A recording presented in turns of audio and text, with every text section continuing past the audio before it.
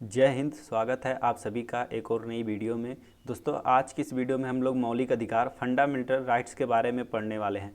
दोस्तों, ये टॉपिक जो है कॉम्पिटिटिव एग्जाम के लिए बहुत ही इंपॉर्टेंट है, क्योंकि इस टॉपिक से जो है एक ना एक क्वेश्चन जो है एग्जाम में ज़रूर बनता है। अगर पॉलिटी से क्वेश्चन आते हैं तो इस टॉपिक से जो है आपको एक ना एक क्वेश्चन जो है ज़रूर देखने को मिलेगा। तो दोस्तों जो है ये बहुत ही इंपॉर्टेंट टॉपिक है। तो चलिए जो है आज की वीडियो शुरू करते हैं। तो आज की इस वीडियो में हम लोग मौलिक अधिकार फंडामेंटल राइट्स के बारे में पढ़ने वाले हैं। मौलिक अधिकार सबसे पहले हम लोग जान लेते हैं किसे कहते हैं। तो भारतीय संविधान में जो है आपको जो है संविधान के द्वारा जो है कुछ अधिकार दिए गए हैं, जो आपकी मूल अधिकार हैं। उन्हीं दोस्तों जो है मौलिक अधिकार यानी फंडामेंटल जो है राइट्स कहा जाता है। तो दोस्तों जो है मौलिक अधिकार को जो है कहाँ से लिया गया है, किस संविधान से लिया गया है? तो मूल अधिकार को दोस्तों जो है संयुक्त राज्य अमेरिका के जो है संविधान से लिया गया है। ठीक है, मूल अधिकार को कहाँ से लिया गया? तो मूल अधिकार को जो है संयुक्त राज्य अमेरिका के संविधान से लिया गया है। दोस्तों, मूल अधिकार की जो है अवधारणा कहाँ से जन्म लेती है, सबसे पहले इसके बारे में जान लेते हैं। तो दोस्तों जो है ब्रिटेन में एक राजा रहते थे जिनका नाम था जॉर्ज। तो उन्होंने दोस्तों जो है वहाँ के जो श्रमिक वर्ग थे, लेबर ग्रुप था, उनको जो है कुछ अधिकार दिए थे, जिन्हें क्या कहा जाता है, जिन्हें दोस्तों जो है मैग्ना कार्टा कहा जाता है। तो इसीलिए दोस्तों जो है फंडामेंटल राइट्स जो है मौलिक अधिकार को जो है भारतीय संविधान का जो है मैग्ना कार्टा कहा जाता है।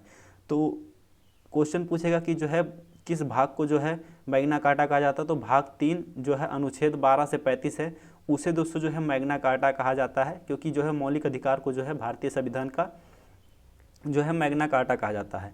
इसे दोस्तों जो है मूल अधिकारों का जन्मदाता भी कहा जाता है। जो मैग्ना कार्टा था इसे दोस्तों जो है मूल अधिकारों का जन्मदाता भी माना जाता है, क्योंकि जो है इसके शुरुआत जो है ब्रिटेन के राजा जो है जॉर्ज ने की थी, जो अपने जो है वहाँ के श्रमिकों को और नागरिकों को जो है कुछ अधिकार दिए थे, जिसे जो है मैग्ना कार्टा कहा जाता था। तो इसलिए दोस्तों जो है भारतीय संविधान का मैग्ना कार्टा जो है उसी के आधार पर जो है मूल अधिकार को कहा गया है। तो यहाँ पे हम लोग देख लेते हैं। तो देखिए मूल अधिकार में दोस्तों क्या था, पहले एक था मूल अधिकार जो है मूल संविधान में जो है कितने थे, 7 थे, बट दोस्तों जो है एक को हटाकर जो है 6 कर दिया गया है। उनमें से जो है किस जो है अधिकार को हटाया गया है? तो संपत्ति के अधिकार को जो है मूल अधिकार से हटा दिया गया है। ये दोस्तों जो है क्या था, पहले मौलिक अधिकार में आता था, लेकिन इसे जो है मौलिक अधिकार से हटाकर इसे जो है कानूनी अधिकार कर दिया गया है। पहले दोस्तों क्या था, ये दोस्तों जो है इसे जो है अधिकार मानते थे, मौलिक अधिकार, बट दोस्तों जो है अब ये कानूनी अधिकार के अंतर्गत आता है। 44वें संविधान संशोधन 1978 के द्वारा जो है मौलिक अधिकार को हटाकर जो है अनुच्छेद 301 के अंतर्गत जो है कर दिया गया है। ठीक है, पहले दोस्तों जो है आप लोग कैसे याद रखेंगे कि किस संविधान संशोधन के द्वारा जो है इसे हटाया गया है? तो यहाँ पे जो है बच्चे कन्फ्यूज हो जाते हैं। तो आप याद रखिएगा 4 + 4 = 8। तो यहाँ पे दोस्तों जो है क्या है, 44वां संविधान संशोधन जो है इसके द्वारा जो है 1978, लास्ट में 8 है, तो 1978 आप याद रखिएगा, क्योंकि यहाँ पे 42वें संविधान संशोधन 1976 और 44वें संविधान संशोधन 1978 में जो है बच्चे कन्फ्यूज होते हैं। तो इस तरह से आप याद कर लीजिएगा 4 + 4 8, यानी 1978 में जो है इसे जो है हटाकर दोस्तों जो है संपत्ति के अधिकार से हटाकर, संपत्ति के अधिकार को जो है मौलिक अधिकार से हटाकर जो है कानूनी अधिकार के अंतर्गत अनुच्छेद 301 के अंतर्गत जो है रखा गया है। नेक्स्ट है दोस्तों, यहाँ पे हम लोग देखने वाले हैं कि मौलिक अधिकार के हमारे अंतर्गत दोस्तों क्या क्या आते हैं। तो देखिए मौलिक अधिकार में दोस्तों जो है पहले कितने मूल अधिकार थे? पहले 7 थे, बट अभी जो है 6 बचे हैं। तो उन सभी 6 को हम लोग देखने वाले हैं, और दोस्तों जो है इनको बहुत ही आसानी से हम लोग याद करेंगे। तो पहला हमारा क्या है, समता या समानता का अधिकार। दोस्तों जो है इंडियन कॉन्स्टिट्यूशन में जो है सभी एक तरह से जो है इक्वल हैं, इक्वलिटी की बात करता है, सभी आपस में समान हैं, ना कोई ऊंचा है ना कोई नीचा है। यानी जो है संविधान कहता है कि जो है सबको समानता का अधिकार दिया जाता है, किसी के साथ जो है कोई भी भेदभाव ना किया जाए। तो समानता का अधिकार जिसे हम लोग इक्वलिटी बोलते हैं, वो दोस्तों जो है अनुच्छेद 14 से 18 में आता है। कहाँ से कहाँ तक? अनुच्छेद 14 से 18 तक दोस्तों जो है समता या समानता का अधिकार है। उसके बाद दोस्तों आता है फ्रीडम। फ्रीडम मतलब क्या होता है? स्वतंत्रता, यानी स्वतंत्रता का अधिकार है। सभी को जो है अपना जो है व्यक्तित्व की आज़ादी है, सभी अपने जो है बात को रख सकते हैं, कोई भी जो है कहीं भी आवागमन कर सकता है, सभी को एक तरह से जो है स्वतंत्रता का अधिकार है। किसी को जो है कोई धर्म जाति मानने के लिए जो है बाध्य नहीं किया जा सकता, यानी सभी को जो है उनका जो है स्वतंत्रता का अधिकार है। तो स्वतंत्रता का अधिकार दोस्तों जो है 19 से 22 के अंतर्गत आता है।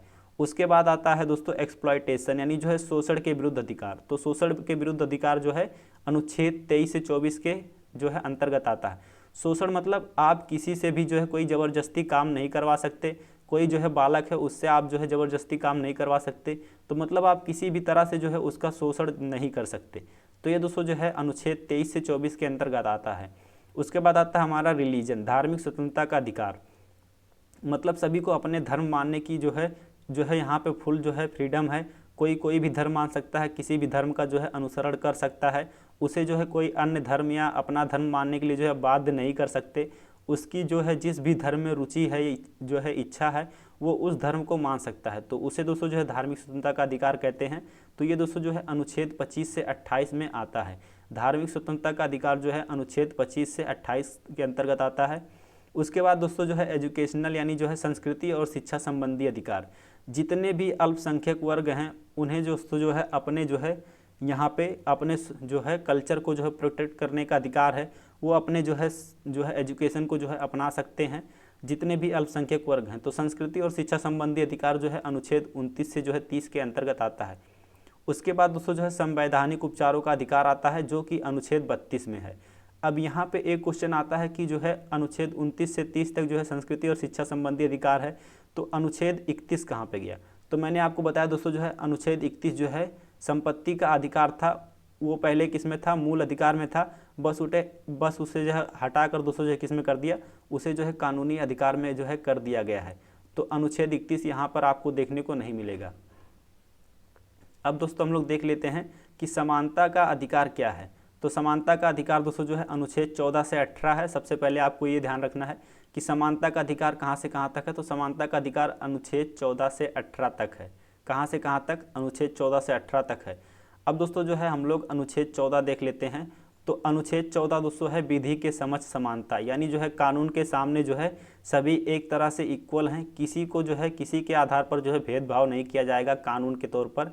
यानी जो है अनुच्छेद 14 कहता है कि विधि के समक्ष समानता, यानी जो है कानून के सामने जो है सभी एक समान है तथा राज्य सभी व्यक्तियों के लिए एक समान कानून बनाएगा तथा उन पर एक समान जो है लागू करेगा। मतलब धर्म, जाति, नस्ल के आधार पर जो है कोई भी कानून जो है किसी के लिए ऊंचा नीचा नहीं रहेगा।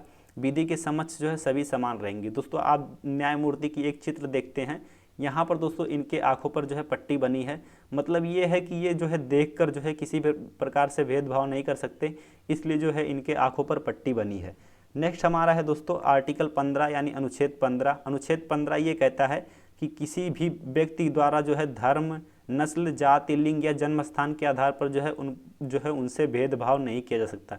यानी धर्म, नस्ल, जाति, लिंग या जन्म स्थान के आधार पर जो है भेदभाव जो है भारतीय संविधान में जो है प्रतिबंधित है। ठीक है, अगर आप जो है धर्म, नस्ल, जाति, लिंग या जन्म स्थान के आधार पर भेदभाव करते हैं तो आप जो है दंड के जो है भागीदारी होंगे। यानी जो है भारतीय संविधान में इसके लिए जो है दंड का प्रावधान भी किया गया है। तो दोस्तों जो है अनुच्छेद 15 आप याद रखिएगा, धर्म, नस्ल, जाति के आधार पर जो है भेदभाव जो है निषेध है। 14 में विधि है, यानी जो है विधि की समझ समानता है। 15 में जो है धर्म, नस्ल, जाति के आधार पर जो है भेदभाव नहीं किया जा सकता। वहीं पे दोस्तों जो है 16वें में क्या है? तो अनुच्छेद 16वें में है लोक नियोजन के विषय में अवसर की समानता। लोक नियोजन मतलब क्या है? यानी जॉब अपॉर्चुनिटी में दोस्तों जो है सभी को एक समान जो है अवसर मिलेगा। लोक नियोजन से संबंधित विषयों में सभी नागरिकों के लिए जो है अवसर की समानता होगी, सभी जो है एक समान माने जाएंगे जो है लोक नियोजन में। यानी जो है जॉब, जितने भी जो है रोजगार के अवसर हैं। बट दोस्तों जो है इनमें जो है एक अपवाद आता है आरक्षण।